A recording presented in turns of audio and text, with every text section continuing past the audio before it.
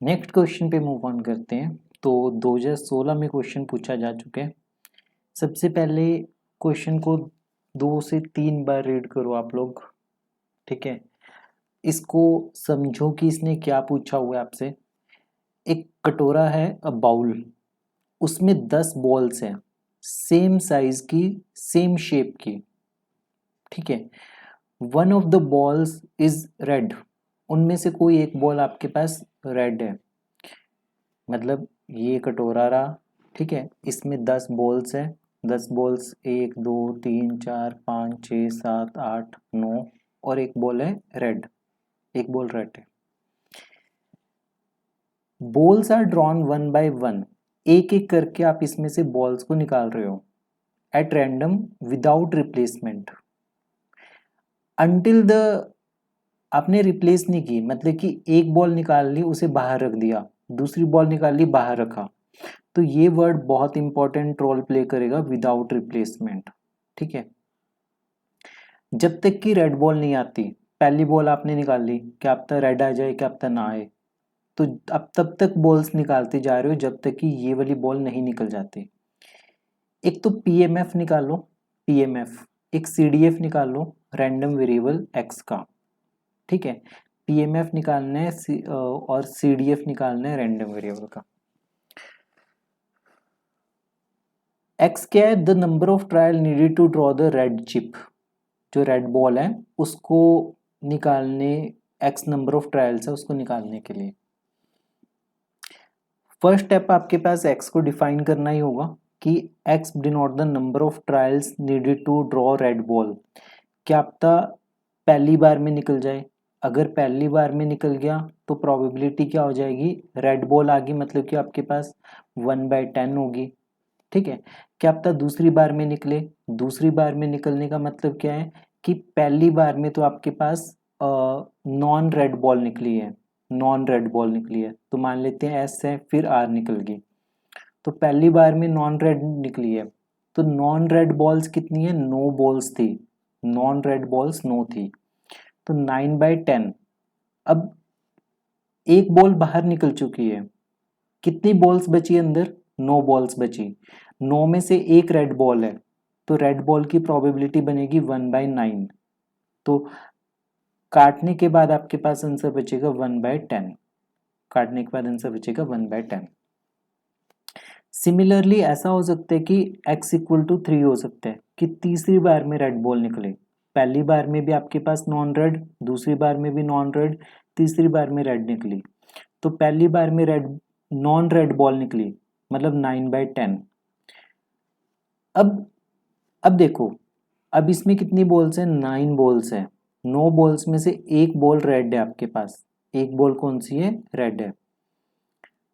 अभी भी non red ball ही निकली है, 9 बॉल्स में से नॉन रेड बॉल्स कितनी है, 8, टोटल बॉल्स ही 9। अब रेड बॉल निकलेगी, 2 बॉल्स निकाल चुके हो, मतलब इसमें 8 बॉल्स हैं, 8 में से एक रेड बॉल है, तो रेड बॉल आने की प्रोबेबिलिटी क्या हो जाएगी, 1/8 के बराबर। ये काट के आपके पास इसका आंसर भी 1/10 आ गया। तो आपने सिर्फ probability x=1, probability x=2, x=3 ये मेंशन करनी है कि ये प्रोबेबिलिटीज आपके पास 1/10 के इक्वल आ गया। तो फाइनली हमारे पास जो f(x) है, f(x) की वैल्यू किसके इक्वल आ जाएगी, 1/10 के इक्वल। x कहाँ से वेरी कर रहे हैं, 1 अप टू 10, 0 अदरवाइज। तो ये तो हमारा निकल गया PMF, प्रोबेबिलिटी मास फंक्शन निकल गया। अब हमें निकालना है डिस्ट्रीब्यूशन फंक्शन, CDF। CDF का मतलब है क्यूमुलेटिव डिस्ट्रीब्यूशन फंक्शन। इसे हम डिनोट करते हैं कैपिटल f(x) से, इसका मतलब प्रोबेबिलिटी x <= x है, ठीक है। तो सबसे पहले f(x) ये डिफाइन कर दिया हमने, इसका मतलब है समीशन f(w), w <= x। देखो x अगर 1 से छोटा है, मतलब कि एक से कम बार में रेड बॉल निकलने की प्रोबेबिलिटी तो 0 रहेगी। कम से कम एक बार तो आपको हाथ डालना पड़ेगा, 10 बॉल्स हैं, 10 में से एक बार में तो निकलेगी, एक से कम बार में तो प्रोबेबिलिटी कितनी रहेगी, 0 रहेगी। 4x less than 1 F of X equal to 0। ठीक है, तो ये बनाना शुरू कर दो डायरेक्ट, ये वाला कि अगर x 1 से छोटे है तो 0 आंसर है। अगर x की वैल्यू 1 से लेके 10 के बीच में लाई कर रही है तो एफ ऑफ एक्स क्या होगा, summation 1/10 I equal to 1 to greatest integer of X. तो ये आंसर होगा greatest integer of X upon 10 के बराबर। ठीक है, और अगर x 10 से बड़ा होगा तो इसका आंसर 1 होगा। तो ये थोड़ा आप याद रखो इस वाले पार्ट में कि ग्रेटेस्ट इंटीजर इंट्रोड्यूस हुए। ठीक है, तो इस तरीके से हम CDF को निकालेंगे। तो देखो CDF निकालने वाला स्टेप ये कंप्लीट पूरा स्टेप था। इसमें आपको ये लाइन मेंशन करनी है जरूर। इस लाइन के बाद अगर x की वैल्यू 1 से छोटी है तो एफ ऑफ एक्स 0 है, यहाँ तक भी क्लियर है। ये वाला पार्ट थोड़ा आपको याद रखना पड़ेगा कि अगर x की वैल्यू 1 से 10 के बीच में है, ठीक है, तो आपका जो एफ ऑफ एक्स की वैल्यू वो 1 से 10 है।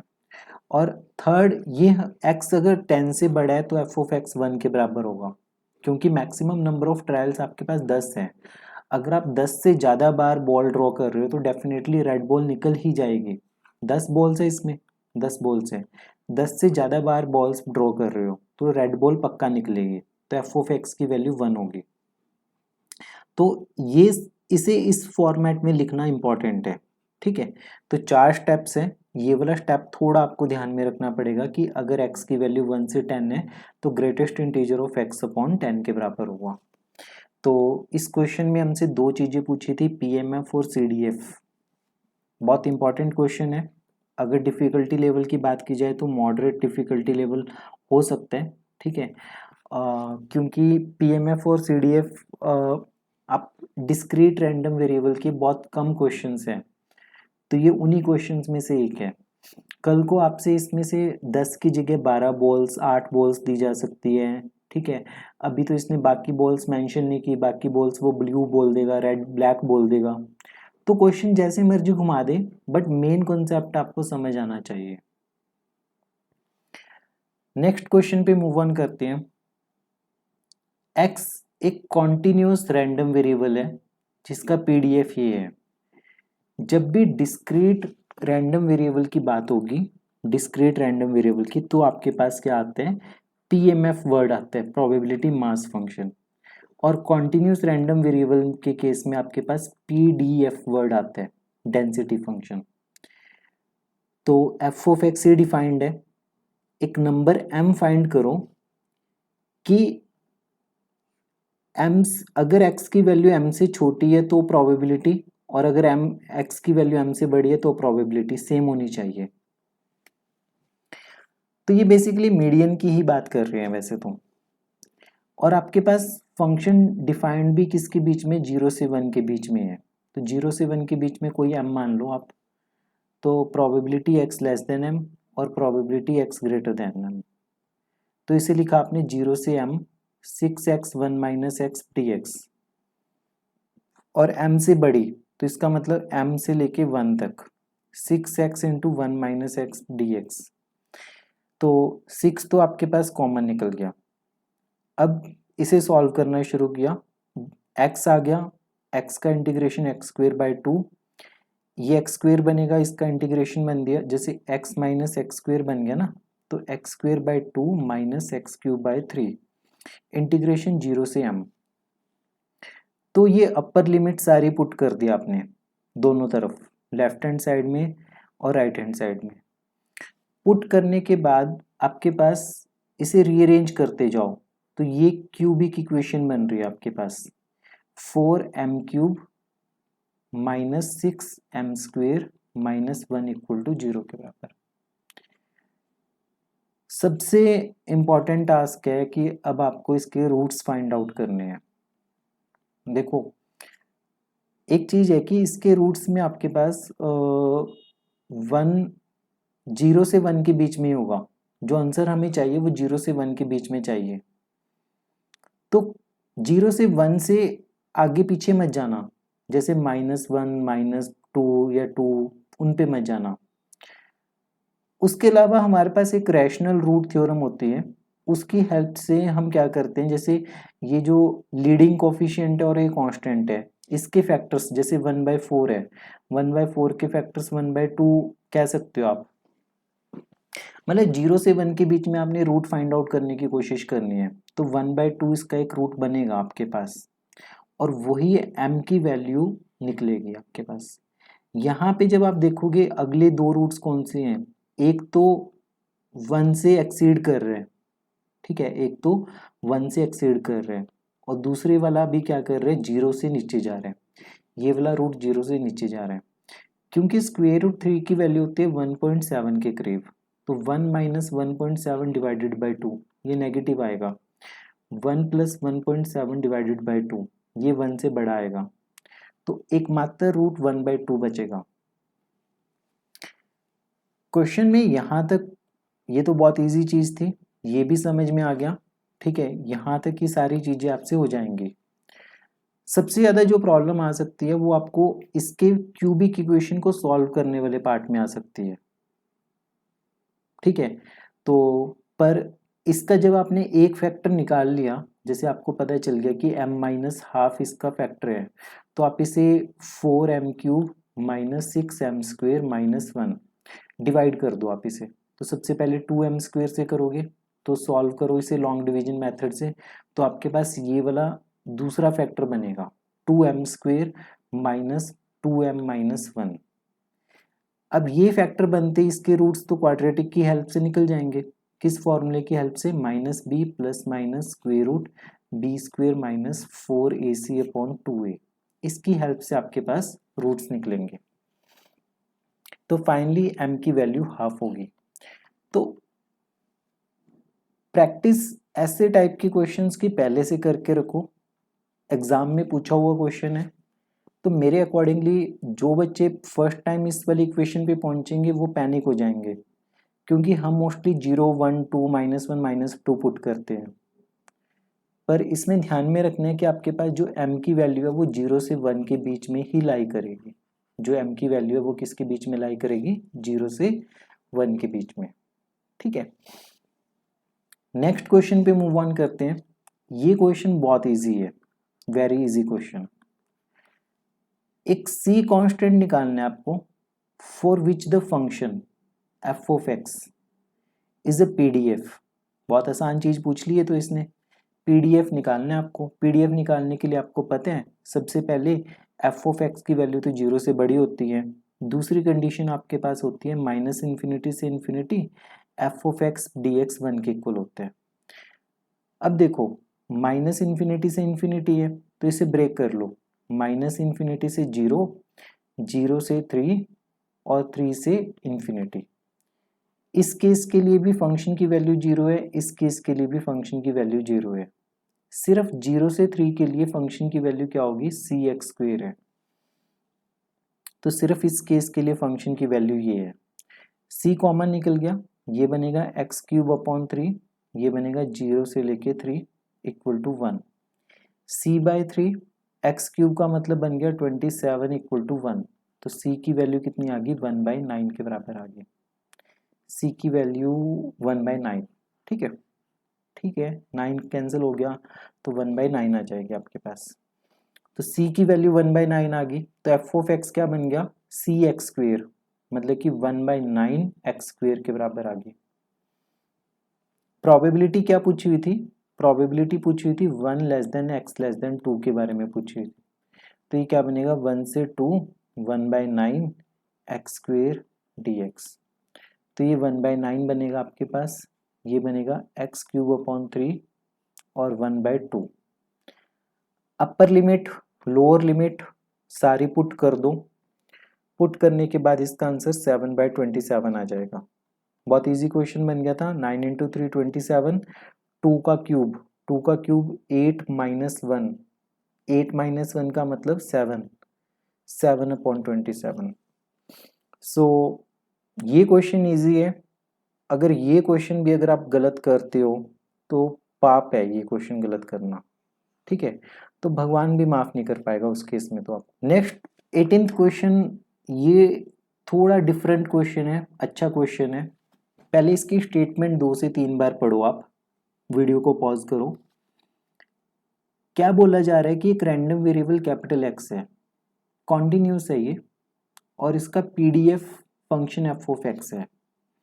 सो मैं इंटरप्रेट करके साइड पे लिख रहा हूँ, एक एक्स एक कॉन्टिन्यूस रैंडम वेरिएबल है, इसका जो पीडीएफ है वो एफ ऑफ एक्स है, ठीक है, जिसका ग्राफ सिमेट्रिक है with respect to X equal to C. देखो एफ ऑफ एक्स एक फंक्शन है, इसका ग्राफ सिमेट्रिक है एक्स इक्वल टू सी के अबाउट, मतलब कि जितना ग्राफ इस साइड बनेगा उतना ग्राफ सी के उस साइड बनेगा। इस चीज को समझो, y equal to X square है, तो y equal to X square का ग्राफ सिमेट्रिक है एक्स इक्वल टू 0 के अबाउट। जैसा ग्राफ यहाँ पे बन रहा है वही ग्राफ इस तरफ बन रहा है आपके पास, ठीक है। तो जैसे F of 0 minus X equal to F of 0 plus X, तो ये मतलब एफ ऑफ माइनस एक्स किसके इक्वल आ गया, एफ ऑफ एक्स के इक्वल। तो इसका मतलब ये जो एक्स स्क्वेयर है ये सिमेट्रिक अबाउट ओरिजिन है, ये क्या है, सिमेट्रिक अबाउट ओरिजिन। तो एफ ऑफ एक्स का ग्राफ सिमेट्रिक है सी पॉइंट के अबाउट, सी पॉइंट के अबाउट ये सिमेट्रिक है।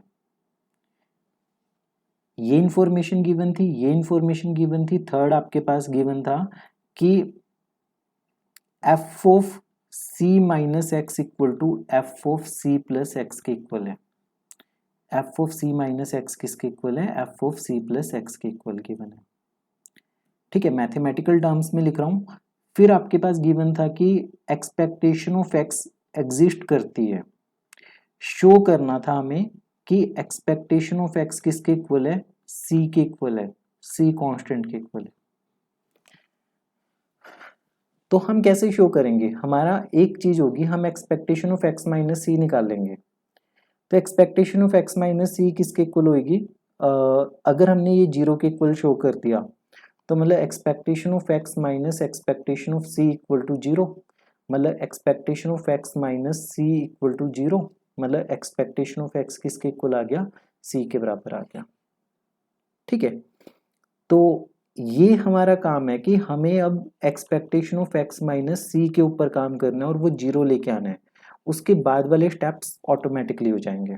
पॉज करो वीडियो को, फिर से क्वेश्चन को अपने दिमाग में बिठाओ। रैंडम वेरिएबल था, कॉन्टिन्यूस था, फंक्शन गिवन था आपके पास, और वो symmetric about X equal to C, और एक्सपेक्टेशन एग्जिस्ट करती है। तो फर्स्ट लाइन यहाँ तक कोई प्रॉब्लम नहीं होनी चाहिए। सेकेंड लाइन हम निकालेंगे expectation of X minus C, minus infinity से infinity X minus C F of X. यहाँ पे ट्रिक्स चलेंगे थोड़ी सी, एक दो। आपने माइनस इन्फिनिटी से इन्फिनिटी को ब्रेक डाउन कर लिया, माइनस इन्फिनिटी से सी और सी से इन्फिनिटी, तो अंदर वाली टर्म बिल्कुल सेम रही। अब हमें ना ये दोनों इंटीग्रल ऐसे बनाने हैं, जैसे ये दोनों इंटीग्रल a प्लस बी है, हमें ऐसे बनाना है कि एक इंटीग्रल दूसरे का नेगेटिव बन जाए। तो x को लेंगे c माइनस वाई के बराबर इस इंटीग्रल में, और इस इंटीग्रल में x को लेंगे c प्लस जेड के इक्वल, ठीक है।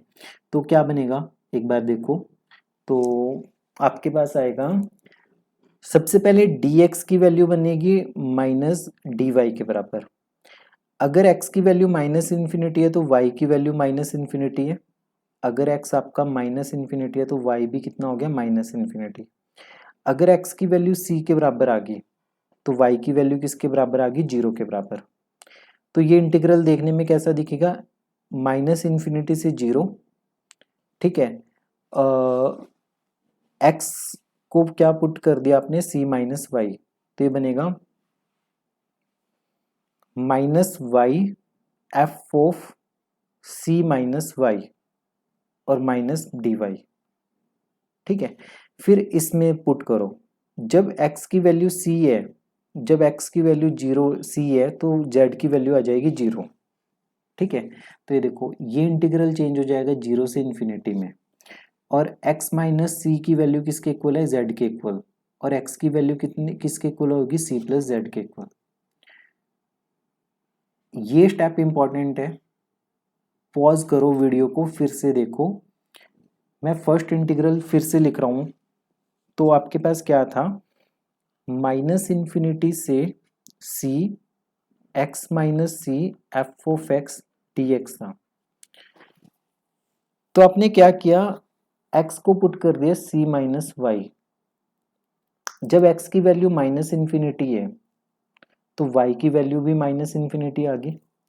जब x की वैल्यू c है तो y की वैल्यू 0 आ गई। तो ये बनेगा माइनस इन्फिनिटी से 0। x माइनस सी की वैल्यू माइनस वाई के बराबर है, ये F of C minus Y के बराबर है। dx किसके इक्वल बनेगा, माइनस dy के इक्वल बनेगा। ये बन गया आपके पास। फिर सेकंड वाले इंटीग्रल में आपने पुट किया था x equal to C plus Z के इक्वल। तो जब x की वैल्यू c के इक्वल थी तो z की वैल्यू 0 आ जाएगी। जब x की वैल्यू इन्फिनिटी थी तो z की वैल्यू इन्फिनिटी आ जाएगी। बस उन दोनों से ये दोनों इंटीग्रल्स बने।